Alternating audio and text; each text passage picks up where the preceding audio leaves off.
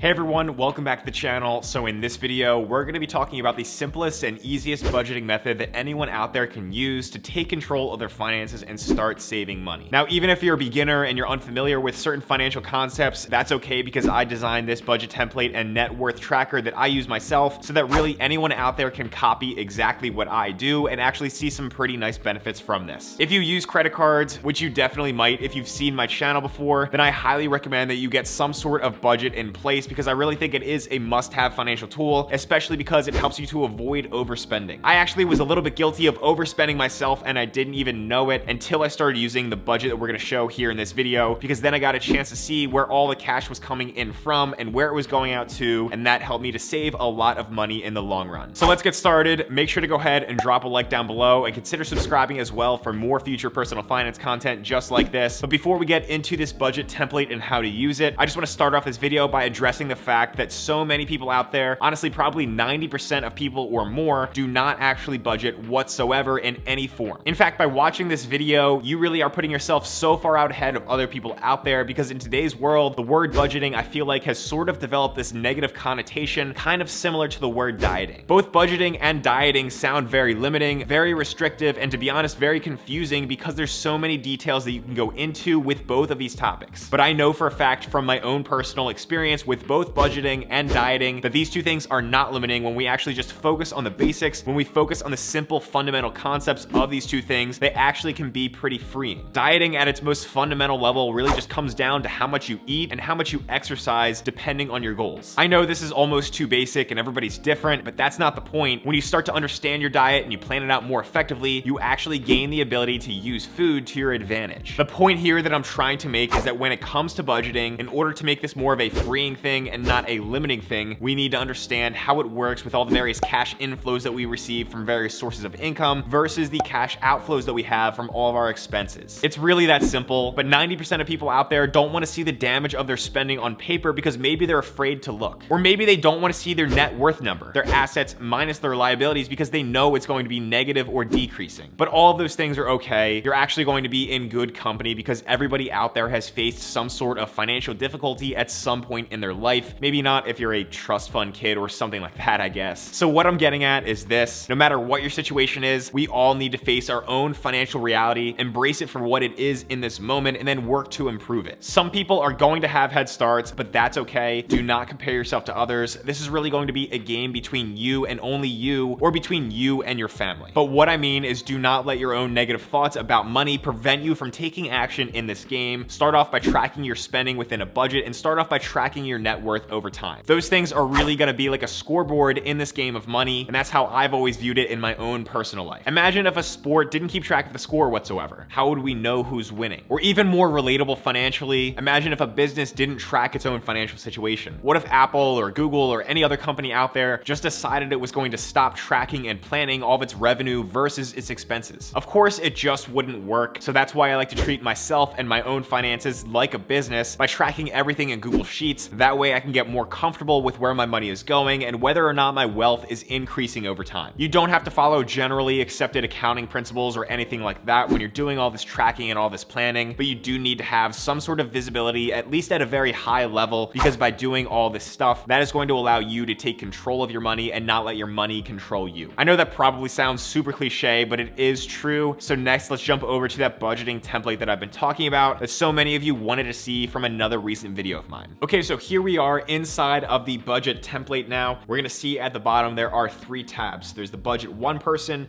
budget 2 people, and then net worth tracker, which we will get to in just a minute because that's actually the most fun in my opinion, to keep track of your net worth through this personal balance sheet. But the 1 person budget template and the 2 person budget template are going to be essentially the same thing. The only difference is here with the 2 person budget template, I've added an extra column here just in case you're living with a roommate, in case you're living with a significant other. This is my own situation where my girlfriend and I live together in the same apartment, so we split a lot of different expenses. Maybe I'll pay for groceries with my credit card, but then she'll pay me a small portion of that because she eats some of that food, or she'll pay for the rent check, but then I owe half of that rent check. So that's kind of how that works here, where you'll budget all your information here. You'll list here the amount that you owe and that you pay as a portion of that expense, but then you might list other amounts here that your roommate or your significant other paid. Again, I'll get into that in just a minute, but we're gonna stick here mostly with the one person, single person, or the married couple template. If you have all your finances and all your expenses together, this is the sheet that you're going to want to use here, where it's very, very simple. So let's break it down. So we have here at the top the income section. So this is going to be your expected income over here, and then your actual income over here. And then down here, expected expenses and actual expenses. So first, let's go over income. And what you're gonna do, what I tend to do at the beginning of every single month, maybe within that first few days of the month, I'm gonna write down all of my expected income over here. So if you have a W-2 job, a 9-to-5 job that's going to pay you roughly 2 paychecks per month, you probably have a good idea of how much those paychecks are going to be for. You want to include whatever amount gets deposited into your bank account. So that's going to be an amount that's usually after taxes and after any contributions to your 401k or whatever. We're really just going to account for cash amounts that go into your bank account here. So here I have an example here. These are not my real numbers, not my real expenses, but job paycheck 1, job paycheck 2. So these are kind of 2 weeks apart and represent the 2 paychecks you're getting per month. So $1,700 times 2, $3,400. And then here we're gonna have side hustle incomes. You can include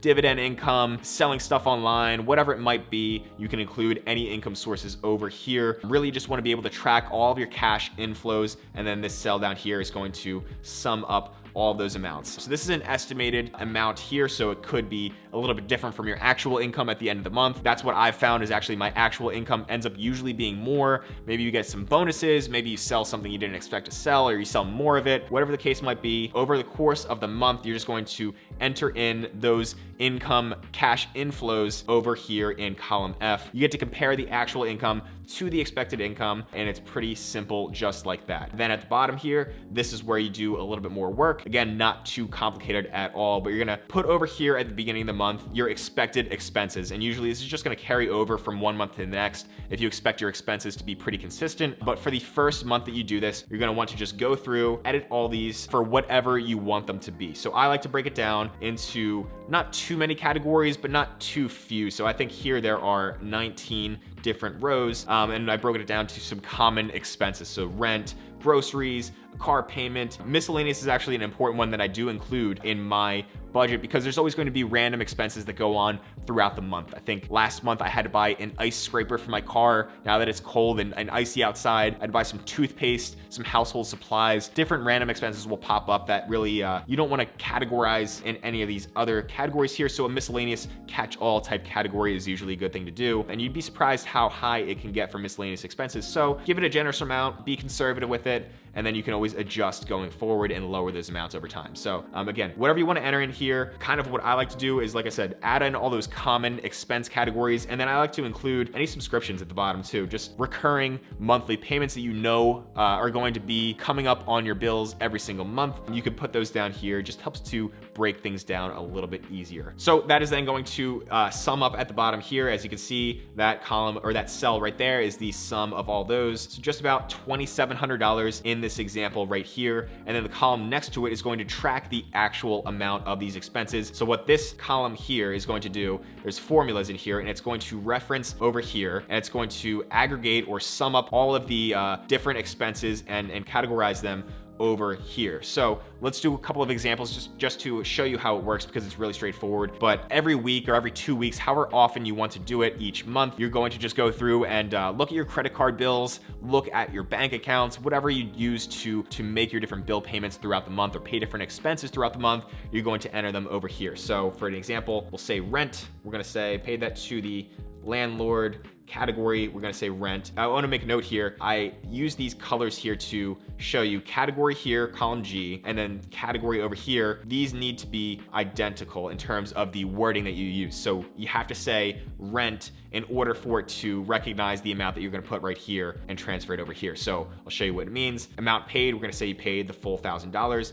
And boom, it pops up over there. If this was misspelled as grocery, or you had it as the wrong categories, groceries, it's going to put it in the grocery column there. And that's another little thing that it does is it'll color code if you go over the amount that you allocated for that expense category. So if I only said $350 for groceries, but I spent $1,000, that's gonna show up as red and make it easy for me to identify things that I need to start cutting back on, or moving up in my budget to try to really keep track of where my money is going. So let's make that change again here. We're gonna say rent.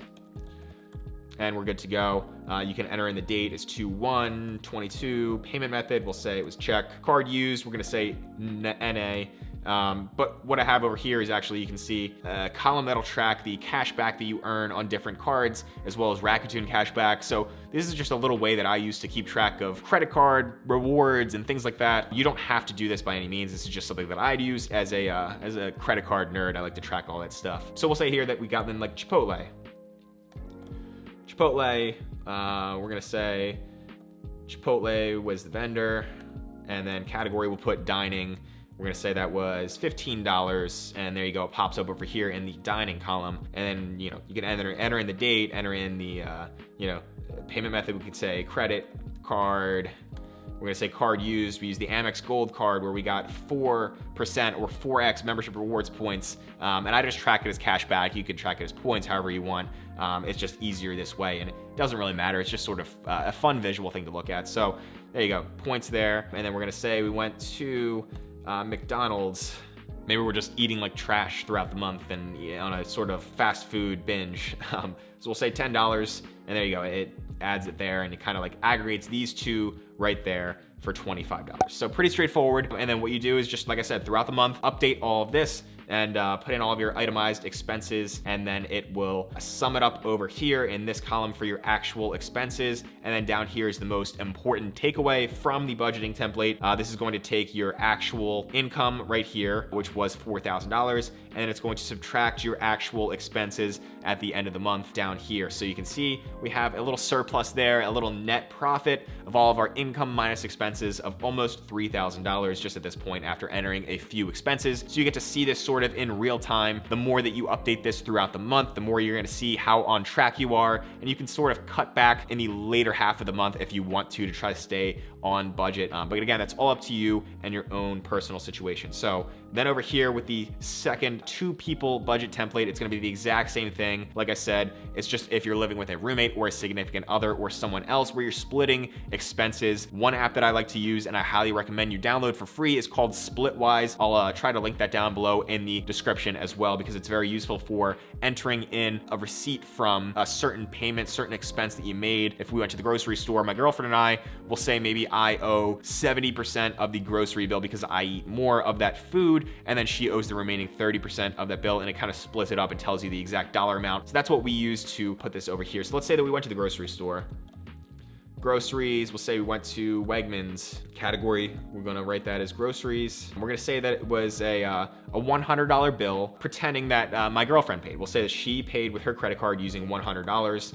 So that's not going to be, this does not impact anything else in this sheet. That's just more of a reference. It's just there. And then the amount paid for myself is really like the amount owed, the amount that I owe from that $100. And like I said before, we said 70% of the grocery bills I owe. So we're gonna say here, $70 is the amount that I owe for that. And that's what's going to get indexed over there in my grocery bill. So it's pretty much the exact same thing. Like I said, it just helps to split those things out if you are living with somebody else and splitting different expenses. Very useful there. And that's how these budgeting templates work. They're pretty simple. I put some notes up here in each of them. And what you're gonna do is just essentially each month, you're going to go through this for the entire month. And then what you can do is actually sort of, you can duplicate this. You can make a copy up here. There's a lot of things you can do to separate these things and kind of track each month in the same Google Sheet. You can really do it however you want. And that's all you got to do. Each month, do one of these sheets, track your income versus your expenses, and it's as simple as that. Then over here, we're gonna have your net worth tracker, which really is a personal balance sheet. For anybody that's not familiar with what a balance sheet is, this is basically what businesses use to track their own financial standing, to see what their assets are, what their liabilities are. And of course, assets are things that we own,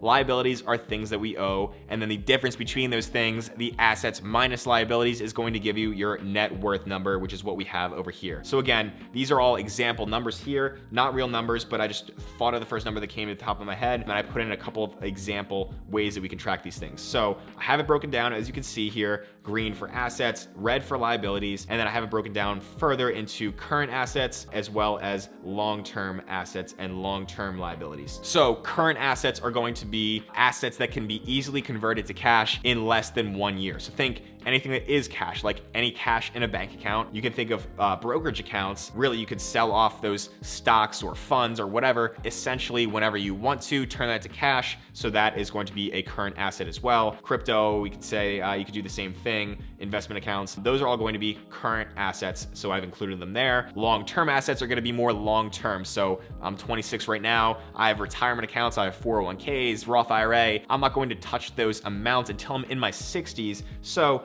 those are going to go down here in the long-term assets. It's still money and assets that I have, but it's not something I'm going to convert to cash or be able to use anytime in the next year or the next 40 years. So those are going to go down here. You're going to include things like your car if you have a car, a house if you have a house, the value of your house. That's all going to go here under other long-term assets. And again, you can adjust all these things as much as you want. Just know that anytime you adjust things or move things around in this spreadsheet or in the budget spreadsheet as well, that could impact the way some of these calculations are done. If you see things that are a little bit off, just make sure you double click on the cell and you can kind of see how the formula is structured and then kind of make changes and adjustments as needed. So that's the way it works there. Current liabilities going to be similar to current assets. It's just any liabilities or things that you have to pay within the next 1 year. So of course, credit cards, they're going to be due within the next 30 days, most likely. So they're all going to go right there. For long-term liabilities, I'm just simplifying it and keeping all long-term debt included here. Of course, there's going to be current versions of your student loans. You're going to owe probably a payment next month or at some point later this year on your student loans or a mortgage or a car loan or things like that. But for simplicity's sake, we're just going to include all these long-term debt obligations down here under long-term liabilities. So you want to enter all these in as negative numbers, and that is going to sum it up there for current liabilities, long-term liabilities, and then total liabilities there at the bottom is just the sum of those two amounts. Then over here we have your net worth, like I said, which is just going to take the total assets of $391,000 and then subtract the total liabilities of $215,000 to get you your net worth of $176,000. So this example here, a nice positive net worth, but it's not always going to be positive. A lot of the times people are going to have student loans. So especially after you graduate from college, you may have a negative net worth, and that's completely fine. That is very, very normal, but it's sort of a big milestone when you're able to cross over that $0 net worth mark and you're no longer in negative net worth. You can feel very good about the fact that you're now building positive wealth from that point forward. Above that, we have working capital. That is sort of more of a business term you see where you look at the current assets of a business minus the current liabilities of a business. I like to track it in my own personal balance sheet as well. I just think it's something cool to see. That way I know all of my current assets, cash, and other assets that can easily be converted to cash in the span of 1 year. Those are going to be useful to know how they relate to my current liabilities or things that I have to pay in the course of 1 year. So right here I can see $31,000 of working capital. If I have average monthly expenses below here of $3,000, you can see that $31,500 amount divided by the $3,000 per month of average monthly expenses, I'm gonna have working capital on hand that'll last me 10.5 months if I need to sell off my brokerage accounts, sell off my stocks, things like that. And then below that, even further, we have the total cash on hand. So we have all my bank accounts, checking, saving, things like that. Stuff that's actually cash is totaled at $18,000 in this example. And then you take that amount, divide it by 3,000 to get this months of cash on hand for 6 months. So I have 6 months worth of expenses in the form of cash on hand. So I can live for 6 months with all that cash that I have. That's technically like an emergency fund tracker right there. That's kind of what I say in some of these notes over here. Now, I do want to finally mention here that the whole point of this budgeting exercise is really to make you more self-aware of your overall financial picture. It's not about cutting out those $5 lattes from your favorite local coffee shop that you get once or twice a week. Those things probably bring some happiness into your life, and those little minor expenses are not going to make a difference in the grand scheme of things financially. What really will make a difference is keeping your income high, keeping your expenses low. I know it's easier said than done, but when you do that, and then you can take that difference between the income and expenses, you're then able to pay off high interest debt. You're able to invest that money consistently over the long term. You're able to build up emergency funds. Things like that are much more useful for you long-term financially than just cutting out all those miscellaneous smaller expenses. So cut out all the junk, cut out the stuff that you don't need, but really focus on the bigger picture. And one last thing that I want to talk about here is a challenge for anybody that's watching this video. Go ahead and use this budget template and use this net worth tracker for 3 months. Tell yourself you're going to do it for 3 months. And what I want you to do is DM me on Instagram over here here, follow me, and then DM me once per month at the end of the month saying you used this template and you did it. That way it keeps you hopefully accountable. I can say congrats to you, keep you accountable. I'm not going to give you any financial advice because this video is just for informational purposes only, and I'm not a financial advisor. Hopefully that'll get you on track to get into better money habits, to take control of your finances and start saving money a little bit more efficiently. Now, once you do start to take control and you're getting that income above all of your expenses and you have that difference right there, I made another video over here talking about some places that you can look to put your money, some of the best places that I look to invest when I'm trying to figure out what I want to do with my own money. And then over here, I also talk about the best purchases that I've made in my 20s that bring happiness into my life. So hopefully those videos can inspire you or give you some ideas for what to do with your money. So the link to download this file will be in the description below. But as always, thank you so much for watching this video. Hope that you have a great day, and I'll see you in the next one.